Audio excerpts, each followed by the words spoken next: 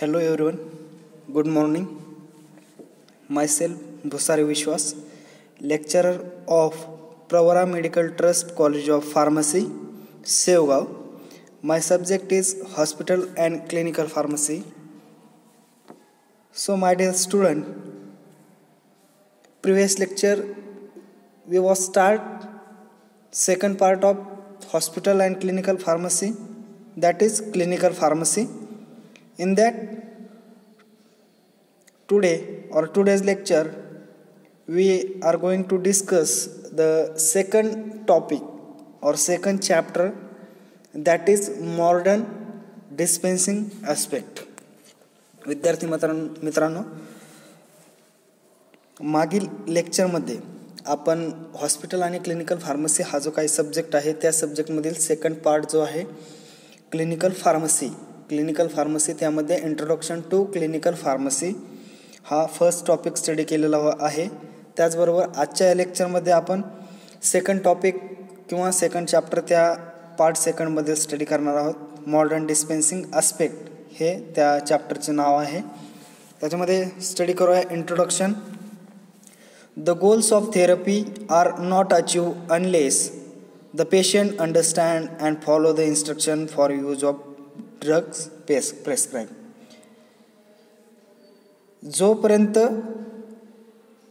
जो पेशंट आहे किंवा रुग्ण आहे त्या रुग्णाला लिहून दिलेली जी औषधं आहेत ती औषधं वापरण्याच्या सूचना अंडरस्टँड झालेल्या नाहीत किंवा समजलेल्या नाहीत आणि त्या ठिकाणी पाळल्या जात नाहीत, तोपर्यंत थेरपीची गोल्स, त्या थेरपीचा जो उद्दिष्ट आहे, गोल्स आहे, ती साध्य केली जाणार नाहीत किंवा साध्य केली जात नाहीत. द गोल्स ऑफ थेरपी, काय उद्दिष्ट किंवा काय ध्येय असतील त्या थेरपीचे, are not achieve unless the patient. का अचीव होणार नाहीत? कारण की पेशंटला अंडरस्टँडच झालं नाही की लिहून दिलेले जे औषधं आहेत ते औषधं, त्या सूचना त्या ठिकाणी त्या पेशंटकडून पाळल्या गेल्या नाहीत किंवा जोपर्यंत पाळल्या जात नाही तोपर्यंत काय होत नाही, त्या थेरपीची उद्दिष्ट त्या ठिकाणी साध्य होत नाहीत. The pharmacist is the logical health professionals to assume the major responsibility in minimising non compliance. आणि जे नॉन कम्प्लायन्स आहेत ते नॉन कम्प्लायन्स किंवा गैर अनुपालन कमी करण्यात मोठी जबाबदारी त्या ठिकाणी कोणाची आहे? सर्वात प्रथम तर फार्मासिस्टची. त्या ठिकाणी गैर अनुपालन कमी करण्यात मोठी जबाबदारी स्वीकारण्यासाठी फार्मासिस्ट हा आरोग्य व्यावसायिक त्या ठिकाणी रिस्पॉन्सिबल आहे. Priority importance is the need to strengthen communications with patient and physician. Priority importance कशाला आहे किंवा प्रायोरिटी इम्पॉर्टन्स त्या प्राधान्य महत्त्व म्हणजे पेशंट आहे, रुग्ण आणि चिकित्सकासह जो फिजिशियन आहे त्याच्यासह संप्रेषण मजबूत करण्याची त्या ठिकाणी आवश्यकता आहे. देन नेक्स्ट वन आहे, फर्स्ट पॉईंट बघितला होता, गोल कधी साध्य होतील? जोपर्यंत रुग्णाला लिहून दिलेली जी औषधं आहेत, the goals of therapy are not achieve unless the patient understand and follow the instruction for use of drug. कधीपर्यंत साध्य होऊ शकत नाही? तर जोपर्यंत जो रुग्ण आहे त्या रुग्णाला लिहून दिलेली जी औषधं आहे ती वापरण्याच्या सूचना त्या ठिकाणी त्या रुग्णाला समजल्या जात नाहीत आणि त्या पाळल्या जात नाहीत, तोपर्यंत त्या थेरपीची उद्दिष्ट, गोल त्या ठिकाणी साध्य होणार नाही. देन नेक्स्ट वन पाहिलं होतं की the pharmacist is the logical health professionals to assume the major responsibility in minimising the non compliance. आणि गैरवापर कमी करण्यात कोणाची मोठी जबाबदारी आहे? तर फार्मासिस्ट हा आरोग्य व्यावसायिक आहे आणि ह्या आरोग्य व्यावसायिकाची सगळ्यात महत्त्वाची जबाबदारी आहे. Then priority importance is the needed to strengthen communication with patient and physician. आणि जे नॉन कम्प्लायन्स आहे ते नॉन कम्प्लायन्स त्या ठिकाणी प्राधान्य महत्त्व त्या ठिकाणी रुग्ण आणि फिजिशियन, पेशंट आणि फिजिशियन सह संप्रेषण मजबूत करण्याची त्या ठिकाणी आवश्यकता आहे. देन नेक्स्ट वन आहे रोल ऑफ फार्मासिस्ट. फार्मासिस्टचे रोल काय आहेत कशामध्ये, मॉडर्न डिस्पेन्सिंग अस्पेक्टमध्ये. For safe and effective drug therapy, for safe and effective drug therapy patient need to be well informed about medication and their use. First role काय आहे फार्मासिस्टचा, for safe and effective drug therapy patients need to be well inform about the medication and their use. First use काय आहे, जी safe आहे त्याचबरोबर effective आहे अशी जी therapy आहे त्या थेरपीसाठी पेशंटला औषधे आणि त्यांच्या वापराविषयी त्या ठिकाणी चांगली माहिती असणे आवश्यक आहे. हे फर्स्ट रोल आहे फार्मासिस्टचा. फार्मासिस्टचा फर्स्ट रोल काय आहे, जे औषध आहेत सुरक्षित आणि प्रभावी जे औषध आहेत त्या औषधाच्या थेरपीसाठी रुग्णांना औषधे आणि त्यांच्या वापराविषयी चांगली माहिती असणं आवश्यक आहे. Then knowledgeable patient exhibit increase compliance with drug regimens resulting in improve therapeutic outcomes. आणि जाणकार जो रुग्ण आहे, नॉलेजेबल जो पेशंट आहे त्याला ड्रग्स रेजिडेन्स वाढते अनुपालन दर्शवितात आणि परिणामी त्या ठिकाणी सुधारित उपचारात्मक त्या ठिकाणी बाहेर येतात. देअरफॉर म्हणूनच it is the responsibility of the pharmacist and other health professional to inform the patient and properly about their drug therapy. आणि म्हणूनच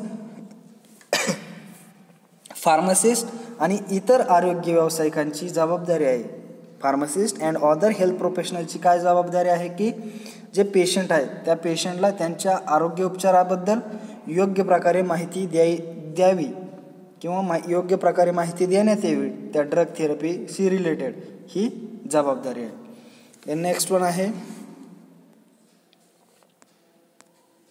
patient counselling. Patient counselling by using various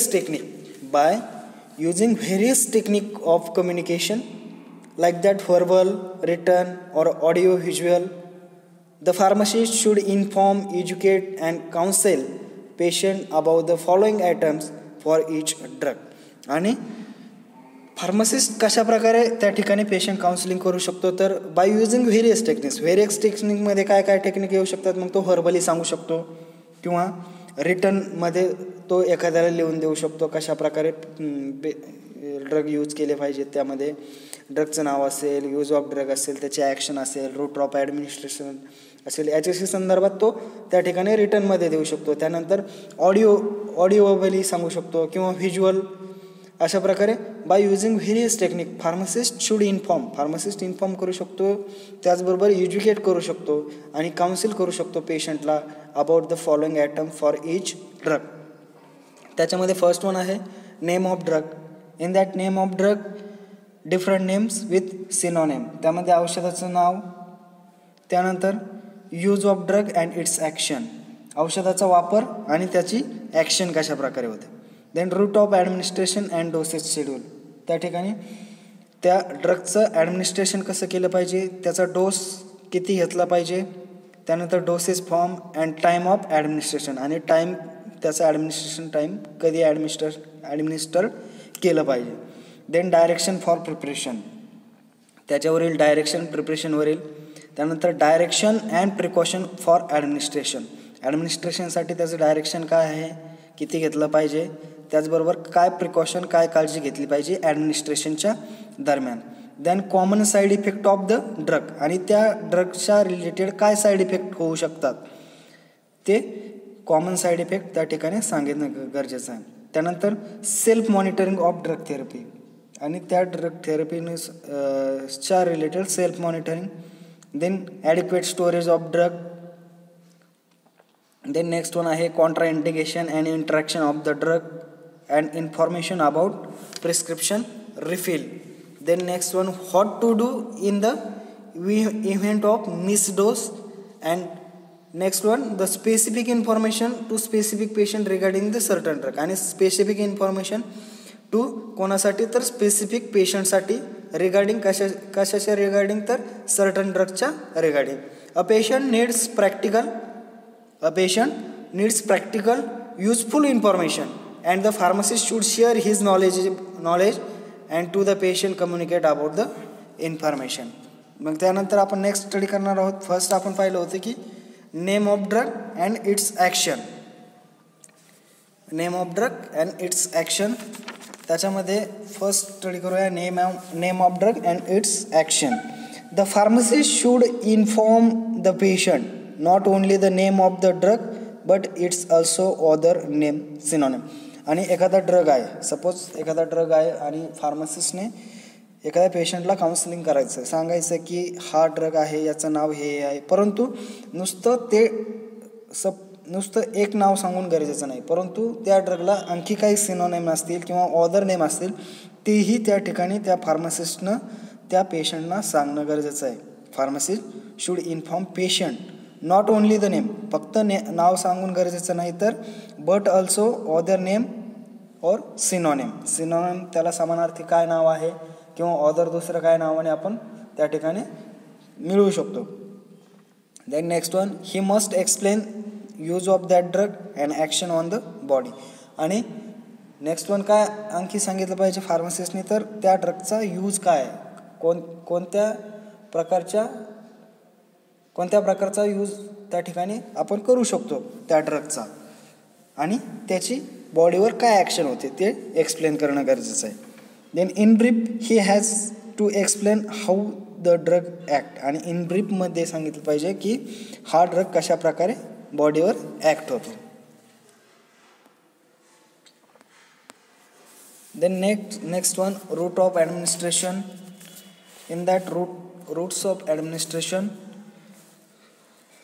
it is most important for the pharmacist to inform the patient about the route of administration of drug. आणि हे महत्त्वाचं आहे किंवा काय important आहे, फार्मासिस्टने पेशंटला काय इन्फॉर्म केलं पाहिजे की route of administration of drug. हे ड्रग दिलेत, परंतु हे ड्रग कशा प्रकारे मग ते ओरली घ्यायचे की सबलिंगल घ्यायचे, अशा प्रकारे जे रूट्स आहेत त्या रूट्सनुसार त्या ठिकाणी इन्फॉर्म करणं गरजेचं आहे. Then whether the drug is to be taken orally or it's to be applied locally or to be use in eye, ear or nose or inserted rectally or vaginally. त्या ठिकाणी काय सांगणं गरजेचं आहे त्या ठिकाणी, तर whether the drug is to be taken orally, drug कसं घेतलं पाहिजे, ओरली घेतलं पाहिजे, किंवा it's to be applied locally, किंवा लोकली एखाद्या जागेवर त्या ठिकाणी अप्लाइड केलं पाहिजे किंवा लोकली त्या ठिकाणी घेतलं पाहिजे. Then to be use in eye, आयवर यूज केलं, आय म्हणजे डोळ्यात, then ear, then nose or inserted rectally किंवा व्हाजायनली त्या ठिकाणी कशा प्रकारे घेतलं पाहिजे किंवा यूज केलं पाहिजे हे फार्मासिस्टनं सांगणं गरजेचं आहे. The pharmacist should be sure that the patient understand how to use ophthalmic preparation and suppository. आणि फार्मासिस्ट शुअर झालं पाहिजे की पेशंटला समजलं आहे किंवा पेशंटला अंडरस्टँडिंग झाली की कशा प्रकारे ऑप्थॅल्मिक प्रिपरेशन आणि सपोजिटरीज त्या ठिकाणी यूज केले पाहिजे. Cocoa butter suppositories should be gently rub with finger to melt the surface so that it achieve lubrication and ease in administration. In case of eye drops, आणि eye dropच्या केसेसमध्ये it can easily demonstrated to the patient by placing the finger below the lower eyelid and pulling down and installation. आणि eye dropच्या केसमध्ये काय easily असतं, demonstrate करणं easily असतं पेशंटला by the placing of finger below the lower eyelid and pulling down and installations. हे पाहिलं आपण route of administration. Then next one study करणार आहोत आपण time of administration. Time of administration. The pharmacist should instruct the patient when to take the medication. आणि फार्मासिस्टने काय instruct केलं पाहिजे पेशंटला की कधी त्या ठिकाणी मेडिकेशन घेतलं पाहिजे किंवा when to take the medication, किंवा मेडिकेशन घेतलं पाहिजे. एक्झाम्पल, त्याचं एक्झाम्पल काय आहे मग, some drug should be taken on empty stomach.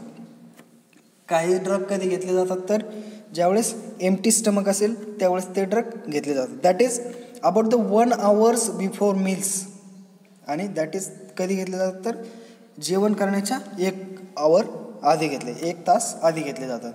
2 to 3 hours after meal to ensure adequate absorption of the drug. Then next one आहे, the patient should be provided with the medication calendar. आणि पेशंटला medication calendar त्या ठिकाणी provide केलं पाहिजे, which contain clock hours in vertical column indicating the name of drug. त्याच्यामध्ये काय काय इंडिकेट केलं पाहिजे, क्लॉक हावर्स, त्याचबरोबर त्या ड्रगचं नाव, and doses to be taken at that time. आणि कोणत्या टाईमला कोणता डोस घ्यायचा ते त्या ठिकाणी इंडिकेट केलं पाहिजे. देन हॉरिझॉन्टल कॉलम, हॉरिझॉन्टल कॉलममध्ये काय इंडिकेट केलं पाहिजे तर days of the month from 1 to 31. आणि मंथमधील 1 ते 31 दिवसापर्यंत त्या ठिकाणी डेज त्या हॉरिझॉन्टल कॉलममध्ये इंडिकेट केले पाहिजे. To avoid the duplication of dose. आणि काय अवॉइड केलं पाहिजे, डुप्लिकेशन आणि डबल डोस होऊ नये त्या ठिकाणी ते अवॉइड करणं गरजेचं आहे. देन नेक्स्ट आहे duration of therapy. The pharmacist should encourage the patient to continue taking the medication for the prescribed duration of treatment. Then he should explain that the course of treatment must be completed to achieve the best result. आणि त्याने काय सांगितलं पाहिजे की जी treatment आहे ती treatment must झाल्यावर किंवा the treatment must be completed achieve the best result, best result आला की नाही. Then next one, storage of drug. The pharmacist should instruct the patient regarding the storage of drug. आणि फार्मासिस्टने instruct केलं पाहिजे पेशंटला की कोणत्या स्टोरेज कंडिशनमध्ये हा ड्रग स्टोरेज केला पाहिजे. Through this are label or on container. The patient should be advise to store drug in separate cabinet where the children are cannot reach. आणि पेशंट शूड ॲडवाइज और पेशंटला advice दिली पाहिजे कसं की drug store कुठं केलं पाहिजे, separate कॅबिनेटमध्ये त्या ठिकाणी ड्रग स्टोअर केला पाहिजे, जेणेकरून चिल्ड्रन त्या ठिकाणी, लहान मुलं त्या ठिकाणी पोहोचू शकले नाही पाहिजे.